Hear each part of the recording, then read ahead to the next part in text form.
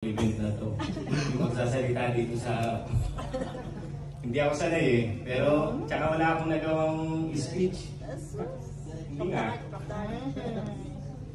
Kasi gumawa na si AJ eh. Copy-paste na lang daw. Niya, kaka-copy-paste ko na lang. Copy-paste. Hindi, tsaka yung mga sinabi niya naman eh, ganun din. Ganun din ang plano ko. Tsaka huwag kayong matakot.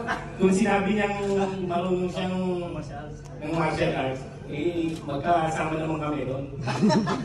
Kaya no problem. Kaya kong tanggapin yung mga sipa niya.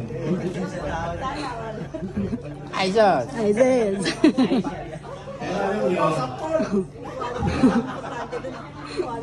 alam niyo, sabi nila, pagka na galit ka sa isang tao, turuan mo matong eats. Sigurado, lulugmok yun. Pero pag mahal mo, sabi nila, isali mo sa Eagles. Sigurado, nararamdaman ng pagmamahal. Doon ko nararamdaman ng pagmamahal na ni Ate AJ.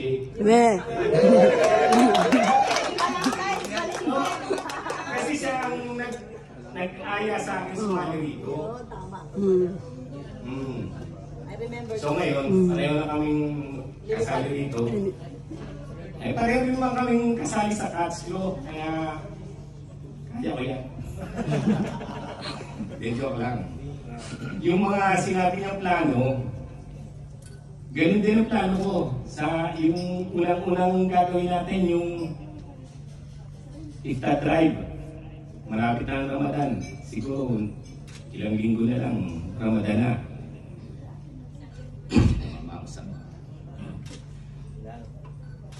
Tapos ang susunod nating project after nun yung beach cleanup habang malamig pa.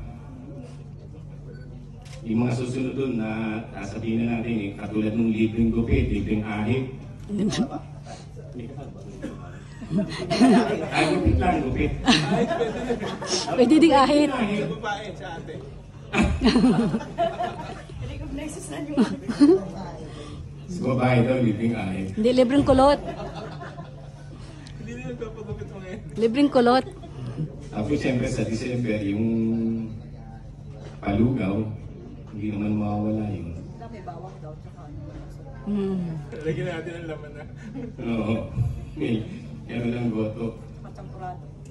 So yun lang mga kapatid, mga ating mga kuya, hindi ko na pakakahabaan pa. Kasi alam ko gutom na kayo. Mabuhay ang agila. Mabuhay!